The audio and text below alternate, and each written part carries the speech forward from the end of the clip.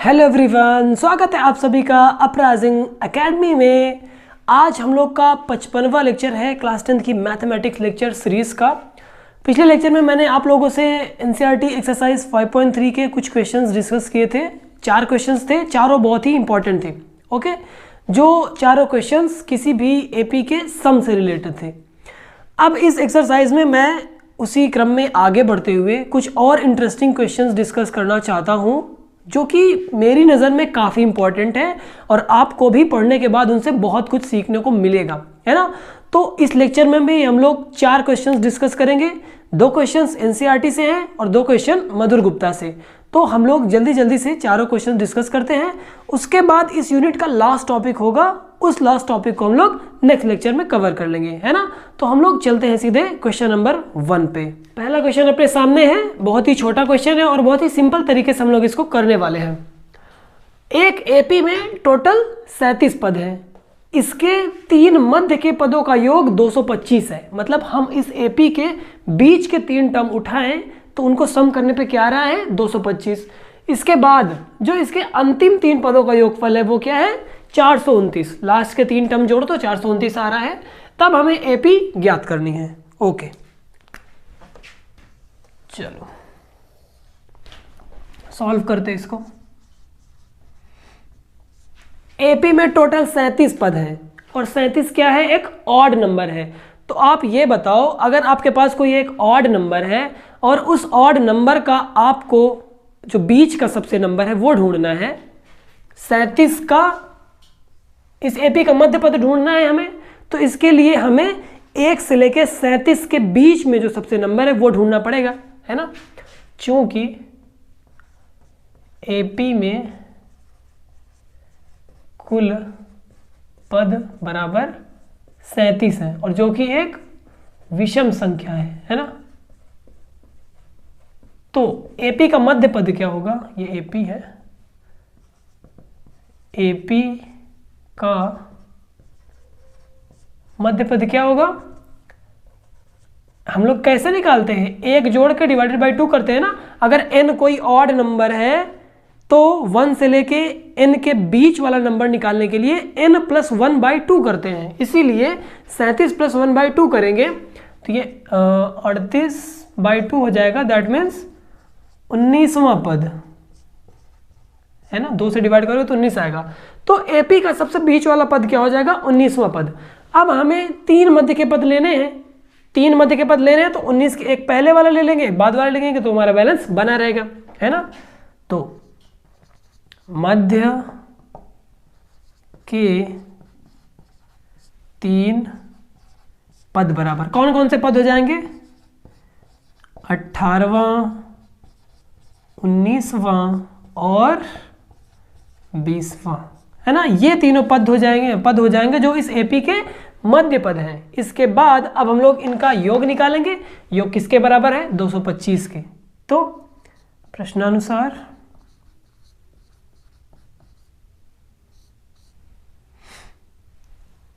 अठारहवें पद का योग, 18वां पद क्या हम लोग लिखते हैं, 18वें पद को A18 से, है ना। और 19वें पद का योग मतलब A19 और 20वें पद का योग मतलब A20। ये किसके बराबर है, 225। हमें कोई भी पद दिखाना हो तो उसको AN से रिप्रेजेंट करते हैं।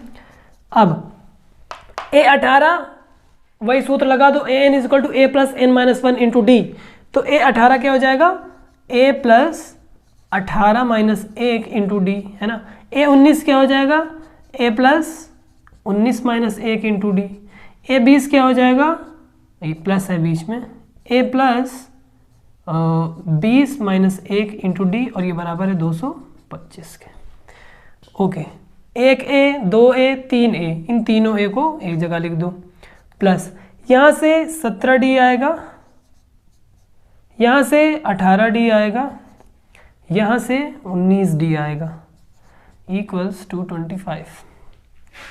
सो 3A + 17 18 19 को जोड़ो, कितना आएगा, 18 9 8 17 17 7 24, 24 की 4 कैरी 2 2 1 3 3 1 4 4 1 5, 54D इक्वल्स टू 25। अब हम लोग इस पूरे इक्वेशन को 3 से डिवाइड कर दें तो देखो क्या मिलेगा, और सिंप्लीफाई हो जाएगी। यहाँ पे a बचेगा, 3 से यहाँ पे डिवाइड करोगे तो 3 एकम 3, 3 अठे 24। यहाँ पे 3 से डिवाइड करोगे तो 3 सते 21, 3 पचे 15। ये आ गया इक्वेशन नंबर 1। ओके, इसी तरह हमें ये वाली कंडीशन का यूज़ करके एक और इक्वेशन निकालनी है, और आप लोग देखेंगे कि 2 वेरिएबल में हमें 2 ठो रैखिक इक्वेशन मिल जाएंगी जिनको हम लोग आसानी से सॉल्व करना जानते हैं। ओके, पुनः अंतिम 3 पद क्या होंगे ये बताओ। अब अंतिम 3 पद देखो, सबसे लास्ट वाला 37वां है, इसके पहले वाला 36वां और उसके पहले वाला 35वां है ना। तो 35वां, 36वां, 37वां, ये तीनों अंतिम 3 पद होंगे। तो A35 plus A36 plus A37 is equal to 429। मुझे ऐसा लग रहा है मैं इन नंबर्स को बुला रहा हूँ, A35 ऐसा लग रहा है मुझे। खैर, ये आ गया, ये 429 के बराबर है। तो हम लोग वापस से फॉर्मूला लगाएंगे तो हो जाएगा A plus 35 minus 1 into D. अब आप लोग को यहाँ पे ये तो ज़रूर पता है कि ना A प्रथम पद है और D सर्वांतर, ये मानने की ज़रूरत नहीं है, क्योंकि बार बार हम हर एक क्वेश्चन में यही तो करते आ रहे हैं। A plus 36 minus 1 into D plus A plus 37 minus 1 into D is equal to 429। Okay, 1A 2A 3A वापस से यहाँ पे आ गए, प्लस 35 में से 1 चले जाएगा 34D, 36 में से 1 चले जाएगा 35D, 37 में से 1 चले जाएगा 36D is equal to 429। So this will imply 3A plus, अब देखो इन तीनों को जोड़ो, क्या आएगा, 6 5 11, 11 4 15, 15 की 5 हासिल आया 1, 3 3 6 3 9 1 10, 105 D इज इक्वल टू 429। फिर इसको 3 से डिवाइड कर दो तो ये A बचेगा, प्लस 3 से यहाँ पे डिवाइड करोगे तो 3 3 ज़ा 9, 3 5 ज़ा 15, D इज इक्वल टू 3 1 ज़ा 3, 3 4 ज़ा 12, 3 3 ज़ा 9। इक्वेशन नंबर 2, समीकरण 2 ये है, समीकरण 1 ये है। अब आप इन दोनों समीकरण को सॉल्व करो। मैं इसके नीचे समीकरण 1 लिख देता हूँ और दोनों को घटा देंगे तो भैया A का मान D का मान निकल आएगा। यह है समीकरण 1, इन दोनों को हम लोग घटा देते हैं, ये A से A कैंसिल आउट, 35 में से 18 गए तो 17 आएगा, है ना। 15 में से 8 गए 7, 2 में से गए 1, और 143 में से 75 घटाना है तो 13 में से 5 गए 8 5 13, बचा ये 3, और 13 में से 7 गए 7 6 13। तो D बराबर आ गया 68/17, दैट मीन्स 4। तो यहाँ से D बराबर 4 आ गया। ओके, अब D बराबर 4 आ गया, हमें A की वैल्यू चाहिए तो समीकरण 1 में रख देते हैं क्योंकि यही छोटा है। इस वाले में गुणांक बड़े बड़े हैं तो ज़्यादा कैलकुलेशन करना पड़ेगा। समीकरण 1 में D बराबर 4 रखने पर क्या दे देगा समीकरण 1, 1 प्लस 18 गुणे 4 बराबर 75। तो A is equal to 75 minus 18 चौक 72 हो जाएगा। तो A बराबर क्या आ गया 3। A बराबर 3 आपको मिल चुका है, D बराबर 4 आपको मिल चुका है। अब किसी भी समांतर श्रेणी को लिखने में कोई भी झिझक नहीं होनी चाहिए, है ना। तो thus the required AP will be, अतः अभीष्ट, मेरी राइटिंग नहीं अच्छी तो थोड़ा कॉम्प्रोमाइज़ कर लेना, अभीष्ट AP क्या बन जाएगी, पहला पद, फिर उसमें सर्वांतर जोड़ के लिख देंगे, कॉमा लगाना है यहाँ पे, कॉमा। दूसरा पद क्या बनेगा, पहले पद में सर्वांतर जोड़ देना है, तो 3 4 7, फिर से 7 में 4 जोड़ेंगे तो 11, फिर 11 4 15, फिर ऐसे ही बढ़ती चली जाएगी। और टोटल 37 टर्म है तो हम लोग 37 बार इसको 4 जोड़ते जोड़ते चले जाएंगे, है ना। ऐसे हम लोग की श्रेणी बन जाएगी। ये अपना सॉल्यूशन हो गया। ओके, क्वेश्चन नंबर 1 ऐसे सॉल्व करना है। फर्स्ट ऑफ ऑल आपको इक्वेशन के हिसाब से, जो भी प्रश्न है उसके हिसाब से पहले मध्य पद निकालो। उस मध्य पद का एक आगे वाला लो, एक पीछे वाला लो, तो हमें मध्य के 3 पद मिल गए। उन तीनों पदों का योग निकाल लो तो एक समीकरण मिल गया। इसी तरह अंतिम के 3 पद उठाओ, 35 36 37, इनका योग निकाल लो तो दूसरा समीकरण मिल गया। अब इन दोनों रैखिक समीकरणों को हल करके हम लोग A और D वेरिएबल्स की वैल्यू निकाल लेते हैं और उस वैल्यू से हम लोग पूरी एपी छाप दिए, है ना। ऐसे करना है पहला क्वेश्चन। अब हम लोग चलते हैं अगले क्वेश्चन पे। वो वाला क्वेश्चन ज़्यादा इंटरेस्टिंग और ज़्यादा टफ है इससे, तो देखते हैं हम लोग उस क्वेश्चन को कैसे सॉल्व करें। सेकेंड क्वेश्चन देखो क्या कहता है। एक बच्चा अपने गुल्लक में पहले दिन 5 रुपए का सिक्का डालता है। गुल्लक सबके पास होगा या रहा होगा बचपन में, है ना, तो सब लोग उसमें सिक्के वगैरह डालते रहे होंगे जो भी। तो इस क्वेश्चन में एक बच्चा है, उसके पास एक गुल्लक है, वह अपने गुल्लक में शुरू वाले दिन 5 रुपए डालता है। उसके बाद वह हर रोज प्रतिदिन 5 रुपए की वृद्धि करके गुल्लक में डालता है। इसका मतलब क्या है, उसने अगर पहले दिन 5 रुपए डाला तो उसके अगले दिन 5 रुपए और बढ़ा के डालेगा, मतलब कि 10 रुपए डालेगा, फिर और अगले दिन 15, फिर अगले दिन 20, और ये भी जो ये पैसे डाल रहा है सब 5-5 रुपए के सिक्के डाल रहा है ना, नोट नहीं डाली उसने एक भी।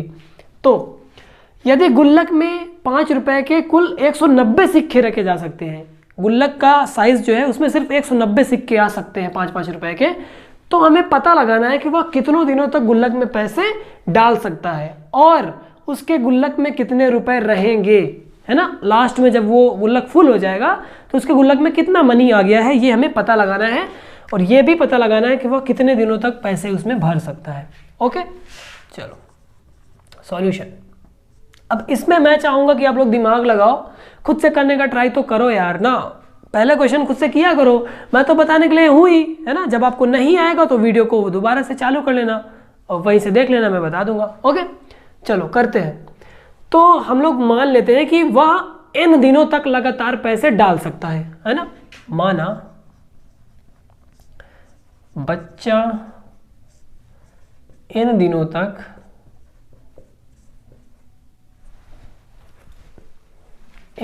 तक पैसे डाल सकता है। ओके, ये मान लिया। अब देखो वह रोज 5 रुपए डाल रहा है और 5 रुपए की वृद्धि कर रहा है ना। तो गुल्लक में प्रतिदिन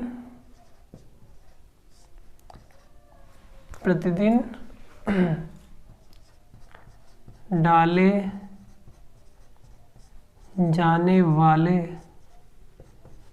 सिक्कों, हमें सिक्के के बारे में पूछ रहा है ना कि वह प्रतिदिन कितने, उसमें टोटल 190 सिक्के आ रहे हैं ना, तो वह रोज एक एक सिक्का बढ़ा रहा है। तो किस दिन ऐसा आएगा जब वो सारे सिक्के डाल देगा और गुल्लक फुल हो जाएगा, है ना। तो हमें सिक्कों के बारे में बात करनी है और उसके बाद प्रत्येक सिक्का 5 रुपए का है, तो ये हम लोग बाद में देखेंगे। ओके, पैसे डाल सकता है, गुल्लक में प्रतिदिन डाले जाने वाले सिक्कों की संख्या की एपी कैसे बनेगी। देखो जब वो डालेगा तो एक दिन में कितने सिक्के डालेगा, 1 सिक्के। फिर दूसरे दिन कितने सिक्के डालेगा, 2 सिक्के, है ना। प्रथम दिन उसने 1 सिक्का डाला, दूसरे दिन उसने 2 सिक्का डाला, और तीसरे दिन वो कितने सिक्के डालेगा, 3, क्योंकि रोज 5-5 रुपए बढ़ रहे हैं। प्रथम दिन 5 रुपए था, दूसरे दिन 10 रुपए था, तो 5-5 के 2 सिक्के, है ना। ऐसे ही वो डालते चला जाएगा और वो टोटल हमने माना n दिनों तक डाल सकता है। तो nवें दिन में वो टोटल कितने सिक्के डालेगा, n सिक्के। ओके, ये अपने पास एक एपी बन गई ना, 1 2 3 4 5 6 अप टू n। तो इस एपी में प्रथम पद क्या है, 1, सर्वांतर क्या है, ये भी 1 है, और जो पदों की संख्या है वो कितनी है, n है। तब हमें टोटल सम दिया हुआ है 190, सिक्कों का योग टोटल कितना हुआ है, तो दिया है SN, है ना। सिक्कों का योग टोटल कितने नंबर ऑफ कॉइन्स है, ये दिया हुआ है 190। ओके, अब हम SN का फॉर्मूला लगा देते हैं। वो क्या होता है SN का formula, n/2 2a plus n-1 into D, है ना। ये किसके बराबर है, 190 के बराबर है। ओके, हम 2 को उधर ले जाएं अगर, तो n 2 टाइम्स a की वैल्यू कितनी है, 1 है, प्लस d भी तुम्हारा 1 है ना। तो n-1, यहाँ पे d की वैल्यू 1 आ जाएगी, तो छोड़ दो उसको, बराबर 190 गुणे 2। ओके, तो 2 का मल्टीप्लाई 1 में होगा तो 2 ही आएगा। तो n2 प्लस n-1 190 गुणे 2 200, 2 9 जा 18, कैरी 1, 2 1 जा 2 3 380 हो गया। ओके, 2 में से 1 चले जाएगा, 1 बचेगा, तो ये हो जाएगा n स्क्वायर प्लस n, और 380 को इधर लाओ तो माइनस का 380 इक्वल 0। द्विघात समीकरण ये आपका पीछे नहीं छोड़ेगा भैया। जितनी भी आप लोगों ने यूनिट्स पढ़ चुकी है उनका यूज़ कहीं ना कहीं मिल ही जाता है। कहीं ना कहीं आपको 2 रैखिक समीकरण सॉल्व करने को मिल जाएगा, कहीं ना कहीं आपको एक द्विघात समीकरण सॉल्व करने को मिल जाएगा, तो पढ़ा लिखा वेस्ट नहीं होता कभी। हमें ये मिल गया n square plus n minus 380, ये एक द्विघात समीकरण है। इसको हल करके हमें n की वैल्यू निकालनी है। तो जब a क्रॉस c करोगे तो माइनस में आएगा और b प्लस में है, तो इसका मतलब जब हम b को ब्रेक करेंगे तो b का जो पहला पद रहेगा वो बड़ा रहेगा, पॉजिटिव में रहेगा, और सेकेंड वाला पद क्या रहेगा, निगेटिव में रहेगा। तो हम लोग पहले 380 को फैक्टराइज करें तो आगे की बात करें। ओके, 2 से करेंगे 190 आएगा, फिर 2 से करेंगे 2 9 जा 18, 2 5 जा 10, फिर अब 9 5 14, 5 से होगा ये, 5 1 कम 5, 5 9 45, और फिर 19 से होगा। ये हो गए इसके फैक्टर्स 19 5 2 2। हमें ऐसे बनाना है कि घटाने पर 1 ही आना चाहिए। ओके, चलो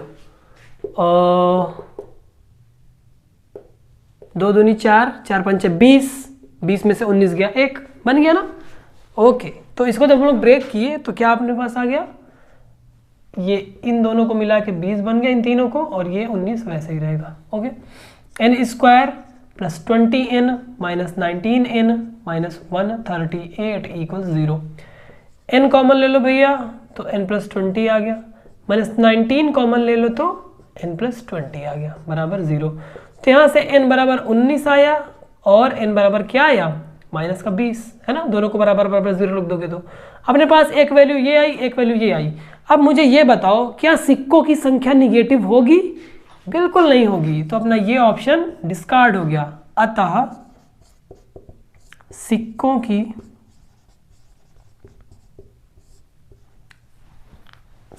लिख रहा हूं, n अपना दिनों की संख्या है ना, दिनों की संख्या निगेटिव नहीं हो सकती, तो अतः दिनों की संख्या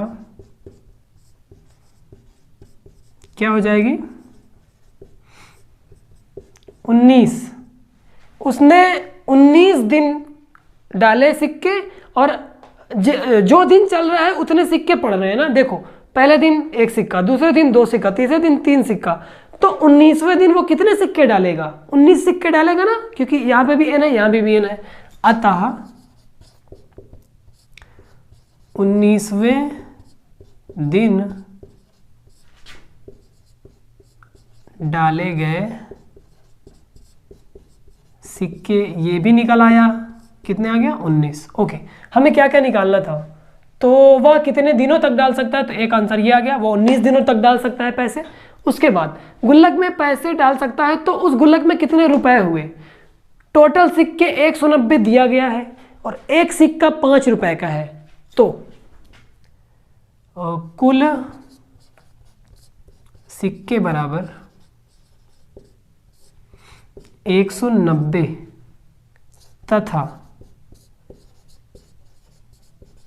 प्रत्येक सिक्का कितने रुपए का है, 5 बनाना है, रुपए 5 का है। तो भैया गुल्लक में कितने पैसे हुए, गुल्लक बताओ में पैसे बराबर 5 रुपए का एक सिक्का है, टोटल 190 सिक्के हैं, तो गुणा करना है सीधे, 190 गुणे 5, 500, 5 9 जा 45, कैरी 4, 5 1 जा 5 4 9, 950 रुपए टोटल गुल्लक में आएंगे, जो 190 सिक्के होंगे 5 5 के। तो एक आंसर अपना ये आ गया और दूसरा आंसर ये आ गया, है ना। इस क्वेश्चन को ऐसे हम लोगों को सॉल्व करना है, इजी था। आई होप आप लोगों को समझ आ गया होगा। हम लोग चलते हैं अब सीधे तीसरे क्वेश्चन पर। ओके, नेक्स्ट क्वेश्चन अपना बोर्ड पे है। एक सीढ़ी है, उसके क्रमागत डंडे परस्पर 25 सेंटीमीटर की दूरी पर है। क्रमागत का मतलब, मैं क्वेश्चन के साथ साथ फिगर भी बनाते चलता हूँ। चलो, सीढ़ी है तो वो उसमें क्या कह रहा है, हर एक डंडे के बीच की दूरी 25 सेंटीमीटर है। ओके, थोड़ा सा और पढ़ ले आगे। डंडों की लंबाई एक समान रूप से घटती जाती है।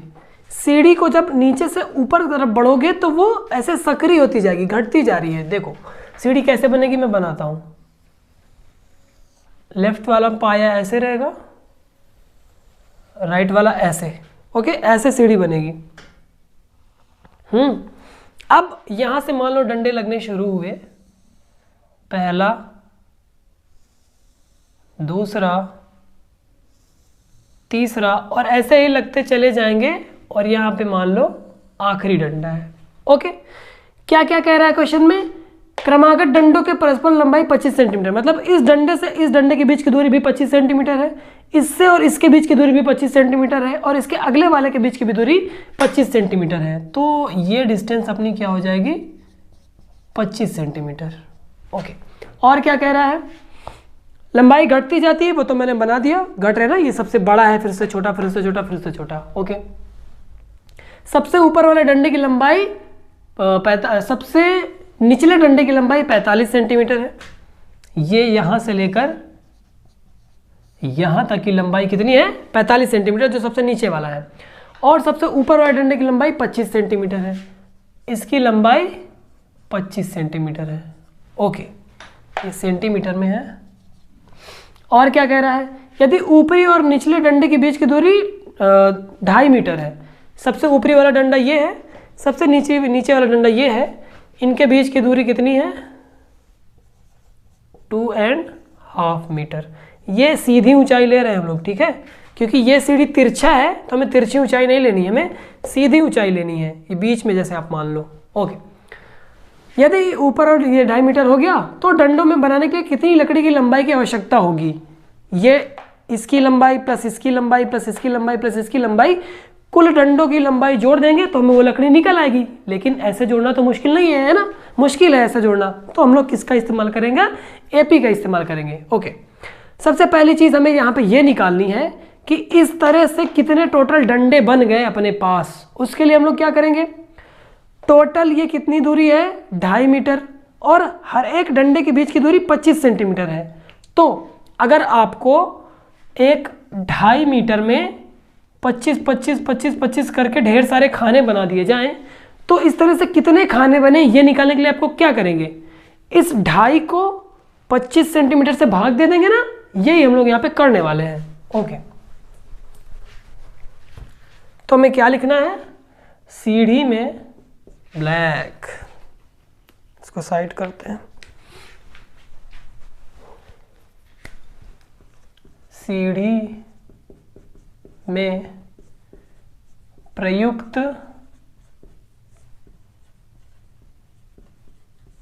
डंडों की संख्या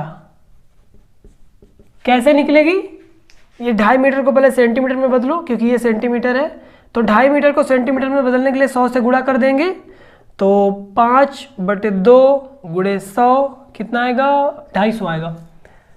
ओके, 250 सेंटीमीटर, और इसको डिवाइड करेंगे किससे, जितनी स्पेसिंग है दो सीढ़ी के बीच में, 25। अब आप लोग यहाँ पे ये देखो कि जब हम लोग यहाँ से लेकर यहाँ तक के बीच में एक खाना बनाया तो 25 सेंटीमीटर, दूसरा खाना बनाया फिर 25 सेंटीमीटर, तीसरा खाना, चौथा खाना, पांचवा खाना, इस तरह बनाते चले जाएंगे।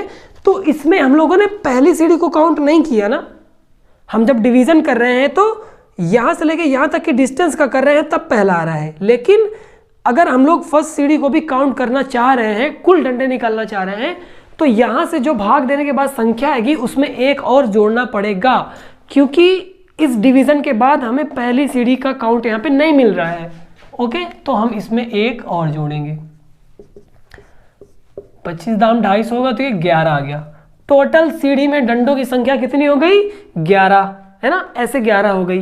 अब ये देखो कि इस सीढ़ी की लंबाई, इस सीढ़ी की लंबाई, इस सीढ़ी की लंबाई लगातार घट रही है ना, और घटने पर एक एपी बनाएगी। एपी कैसे बनाएगी, 45 प्रथम पद रहेगा, फिर इस सीढ़ी की लंबाई जो रहेगी वो दूसरा पद रहेगा, इस सीढ़ी की लंबाई जो रहेगी वो तीसरा पद रहेगा, और सर्वांतर क्या है, 25 सेंटीमीटर, सर्वांतर क्या रहेगा, इस सीढ़ी की लंबाई माइनस इस सीढ़ी की लंबाई, फिर इसकी लंबाई इसकी लंबाई। तो हमें देखो प्रथम पद पता है, अंतिम पद पता है, हमें n total number of terms पता चल गया, तो हमें सर्वांतर की जरूरत ही नहीं है, हम लोग सम निकाल सकते हैं, है ना। और ये n हो जाएगा अपना, ओके। और दी गई सीढ़ी में डंडों की लंबाई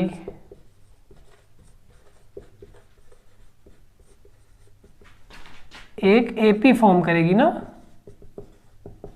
एपी का निर्माण करती है। इस एपी में जिसका प्रथम पद ए कितना है 45 सेंटीमीटर और अंतिम पद एल कितना है 25 सेंटीमीटर तथा पदों की संख्या वही सीढ़ियों में प्रयुक्त डंडों की संख्या के बराबर हो जाएगी ना। आपको दिख रहा है ना, मैं कैमरे में सामने तो नहीं हूँ। पदों की संख्या कितनी आ गई 11। तब हम लोग सम निकाल सकते हैं, है ना। अतः प्रयुक्त लकड़ी क्या निकालना है, डंडों को बनाने के लिए लकड़ी की कितनी लंबाई की आवश्यकता होगी, है ना। ओके, तो डंडे बनाने के लिए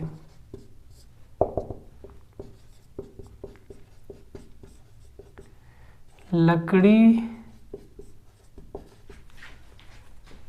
की जो आवश्यक लंबाई होगी वो कैसे निकलेगी, S11 से निकलेगी, है ना, 11 पदों का सम करने से। तो S11 क्या होगा अपने पास n/2, 11/2 एक्चुअली, क्योंकि मैंने जब यहाँ पे n की जगह 11 लिख दिया तो यहाँ पे भी n की जगह 11 लिखना पड़ेगा। a + l प्रथम पद और अंतिम पद, सो दिस विल बी 11/2, 45 + 25, 11/2, 45 और 25 हो जाएगा 70, 35 आ गया और कैरी 3 और 385 सेंटीमीटर। ये आ गया आपका आंसर। टोटल लकड़ी हमें कितनी लगेगी 385 सेंटीमीटर। इतनी लकड़ी में हम लोग इन टोटल सीढ़ियों के जो डंडे हैं वो बना लेंगे, है ना। छोटा सा इसका सॉल्यूशन है, बस एक जगह दिमाग लगाना था कि हम लोगों को प्रयुक्त डंडों की संख्या निकालनी है। इसको सही सही निकाल लिए तो क्वेश्चन अपना हो गया, है ना। और अब हम लोग चलते हैं इस लेक्चर के लास्ट क्वेश्चन पे और देखते हैं इसको कैसे सॉल्व करना है। आई थिंक ये क्वेश्चन अब तक का सबसे टफेस्ट क्वेश्चन है जिसमें कई सारे कॉन्सेप्ट यूज करने हैं। तो हम लोग चलते हैं सीधे अगले क्वेश्चन, लास्ट क्वेश्चन इस लेक्चर का। देखते हैं हम लोग इस क्वेश्चन में क्या क्या चीजें हमको करनी है। एक फुटबॉल के मैदान में एक छोटा चबूतरा है जिसमें 15 सीढ़ियां बनी हुई हैं। फुटबॉल के मैदान में आप लोग देखते होंगे किसी भी क्रिकेट स्टेडियम में चारों तरफ सीढ़ी तरीके से बने होते हैं, उन सीढ़ियों में बैठ के लोग मैच देखते हैं, है ना। तो उन्हीं सीढ़ियों की यहाँ पे बात की गई है, ओके। प्रत्येक सीढ़ी की लंबाई 50 मीटर है, मतलब इस सीढ़ी की लंबाई देखें यहाँ से लेके यहाँ तक तो ये भी 50 है, इसकी यहाँ से यहाँ तक तो भी ये भी 50 है। तो प्रत्येक सीढ़ी की लंबाई अपनी ऐसे कैसे है 50 मीटर है। वह ठोस कंक्रीट की बनी हुई है, मतलब इसको बनाने के लिए हम लोगों ने सीमेंट बालू ये सब का इस्तेमाल किया। ये ठोस एक कंक्रीट बोलते हैं इसको। और प्रत्येक सीढ़ी में 1/4 मीटर की चढ़ाई है। जो ये सीढ़ी की चढ़ाई हो गई ना, ये चढ़ाई, ये चढ़ाई, ये लंबाई, ऊंचाई, ये ऊंचाई इसको बोले या चढ़ाई बोले, तो ये कितने मीटर की है 1/4 मीटर, ओके। और 1/2 मीटर का फैलाव है। ये जो फैलाव है ऐसे, मतलब सीढ़ी खड़ी है 1/4 मीटर और पड़ी है आधा मीटर, ओके। इस चबूतरे को बनाने में कंक्रीट का कुल आयतन ज्ञात कीजिए। इसको बनाने में हमें कितना मसाला लगा बोले तो अगर शुद्ध भाषा में, वो हमें पता लगाना है, ओके। सबसे पहले इस सीढ़ी को आप लोग ध्यान से देखो। जब हम लोग पहले सीढ़ी की बात करेंगे तो यहाँ से लेकर यहाँ तक ऐसे रहेगी ना, और ऐसे ही चली जाएगी उधर तरफ। तो अगर इस चीज़ को हम लोग लंबाई मान लें, इस चीज़ को चौड़ाई मान लें, और इसको ये लंबाई मान लो, ये चौड़ाई मान लो और ये ऊंचाई मान लो। देखो सीढ़ी में, हर एक सीढ़ी में लंबाई चौड़ाई और ऊंचाई रहेगी, क्योंकि ये एक 3D फिगर है ना। तो लंबाई पहले से दी हुई है, ये चढ़ाई को मान लो ऊंचाई और जो फैलाव है उसको चौड़ाई। तो कंक्रीट का आयतन क्या आएगा, लंबाई गुणे चौड़ाई गुणे ऊंचाई, है ना। पहली के लिए, पहली सीढ़ी के लिए लंबाई 50 है, चौड़ाई आधी है और ऊंचाई 1/4 है। तो इसका आयतन क्या आएगा, देखो 1/4 आएगा गुणे 1/2 आएगा गुणे 50 आएगा, है ना। ये लंबाई गुणे चौड़ाई गुणे ऊंचाई का फॉर्मूला लग गया। अब हम लोग जब दूसरी सीढ़ी की बात करेंगे तो देखो इसकी ऊंचाई बढ़ गई। पहली सीढ़ी की ऊंचाई यहाँ से यहाँ तक की थी, दूसरी सीढ़ी की ऊंचाई यहाँ से यहाँ तक की है। ओके, अब इस ऊंचाई में क्या क्या शामिल है, एक तो सीढ़ी की ओरिजिनल ऊंचाई शामिल है जो 1/4 है, दूसरी ये वाली डिस्टेंस भी तो शामिल है ना। जैसे जैसे सीढ़ियाँ आगे बढ़ती जा रही हैं उनकी ज़मीन से ऊंचाई बढ़ते जा रही है ना। और ये ऊंचाई कैसे निकालेंगे, उस सीढ़ी की ऊंचाई जोड़ेंगे उसमें पिछले वाले सीढ़ी की ऊंचाई के, है ना। 1/4 में 1/4 और जोड़ दो तो दूसरे वाली सीढ़ी की ऊंचाई आ गई, फिर दूसरे वाली सीढ़ी की ऊंचाई में 1/4 और जोड़ दो तो तीसरे वाले की ऊंचाई आ जाएगी। तो इसका मतलब जो सीढ़ियों की ऊंचाई है वो एक एपी में आ रही है ना। तो इस सब डाटा को हम लोग एपी का यूज करके कैलकुलेट करेंगे। ओके, अब इसको हम लोग सॉल्व करते हैं। ये था ओवरव्यू कि मैं कैसे कैलकुलेट करने वाला हूं। ओके, तो दी गई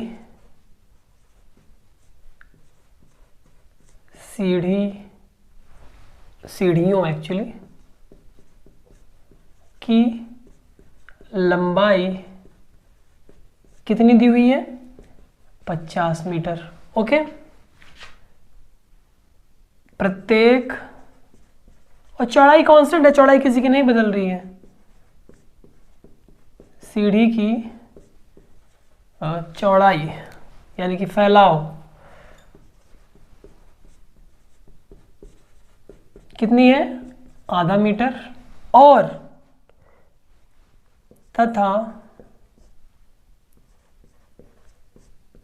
सीढ़ियों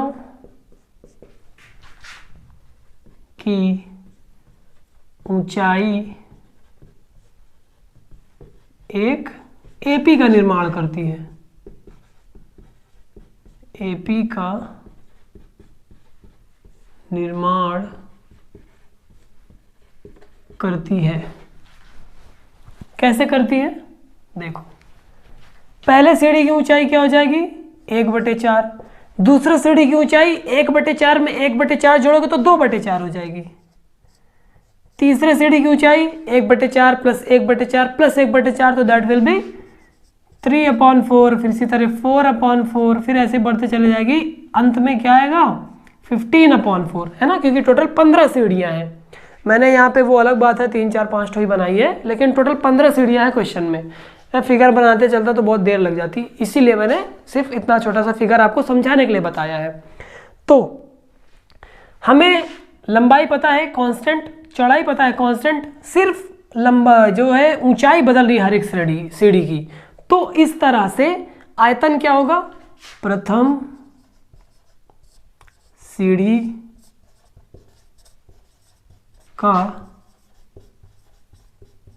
आयतन क्या होगा, लंबाई गुणे चौड़ाई गुणे ऊंचाई, है ना। लंबाई 50 है, चौड़ाई 1/2 है, ऊंचाई 1/4 है। इसको हल करो, कितना आएगा, 50 ऊपर आएगा और बटे में 8 आ गया, है ना। ये किस में आएगा, मीटर क्यूब में आएगा, है ना, क्योंकि आयतन मीटर क्यूब में होता है। इसी तरह द्वितीय सीढ़ी का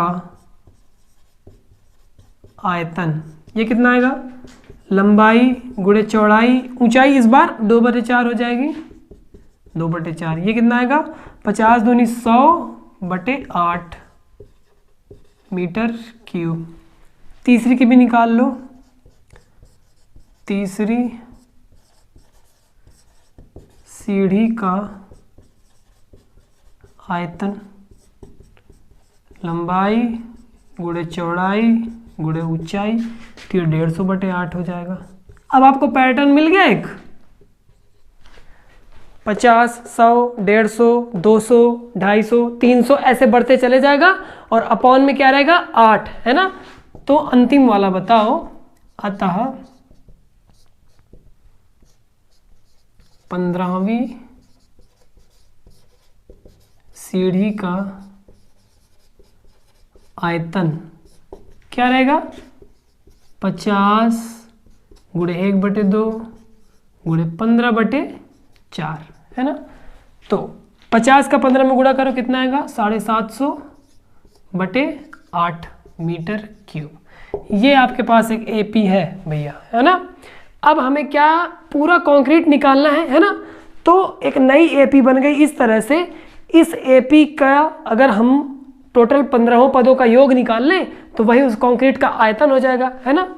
तो एपी अपने पास क्या मिल गई, 50/8, 100/8, 150/8 एंड सो ऑन 750/8। आपको क्या पता है, प्रथम पद ए पता है, ए बराबर 50/8। आपको अंतिम पद पता है 750/8। आपको पदों की संख्या पता है n, टोटल कितनी सीढ़ियां हैं, 15। तो सम का सूत्र लगा दो आराम से, यहाँ पे मैं लिखता हूं, अतः सीढ़ियां एक्चुअली सीढ़ियों को बनाने में लगा कंक्रीट का आयतन कितना हो जाएगा, S15 के बराबर होगा ना। और ये किसके इक्वल होगा, 15/2 a प्लस एल। ए अपना कितना है 50/8 प्लस एल कितना है 750/8। ओके, तो 15/2 गुणे 750 में 50 जुड़ेगा 800 हो जाएगा। तो ये हो जाएगा 800/8, काटोगे 100 आएगा, 2 से इसको काटोगे 50 आ गया, 15 का गुणा 50 में 750 आंसर। ये आ गया आंसर, यहीं पे आ रहा था, सिर्फ 8 हटाते तो 750 आ जाता। खैर, ये आ गया अपना कुल सीढ़ियों को बनाने में जो कंक्रीट लग रहा है उसका आयतन। यही अपना फाइनल आंसर है। ऐसे हम लोग को इस क्वेश्चन को करना था, यूज़ करना था यहाँ पे किसी भी ऐसे फिगर का आयतन। ये क्या बनेगा, अगर आप सीढ़ी को देखोगे ध्यान से तो ये एक क्यूबॉइड बनेगी ना, जिसको बोलते हैं घनाभ। घनाभ में क्या होता है, लंबाई चौड़ाई ऊंचाई होती है, उसका आयतन लंबाई गुणे चौड़ाई गुणे ऊंचाई होता है। इसी तरह हम लोग सीढ़ी का आयतन कैलकुलेट किए, है ना। सबसे पहले हम लोगों ने क्या देखा, इन सीढ़ियों की जो ऊंचाई है वो एक एपी फॉर्म कर रही है। इस एपी की मदद से हम लोगों ने एक नई एपी बनाई। उस नई एपी में जो पद है वो क्या है, आयतन है प्रत्येक सीढ़ी की, और आयतन है तो मीटर क्यूब में रहेंगे। ये प्रत्येक सीढ़ी के आयतन इस तरह से आ गया। अब उसके बाद इस आयतनों का हम लोग अगर सम निकाल लें तो वही टोटल रिक्वायर्ड कंक्रीट का आयतन होगा, है ना। सम निकाल लिया हमने, 750 आ रहा है। ऐसे हम लोग को इसको करना है। Okay, so this was all about today's lecture. अब हम लोग इस लेक्चर को यहीं पे ख़त्म करते हैं। नेक्स्ट लेक्चर में मैं आपको नया टॉपिक बताने वाला हूँ इसी समांतर श्रेणी से रिलेटेड। तो फिर मिलते हैं हम लोग अगले लेक्चर में। Thank you.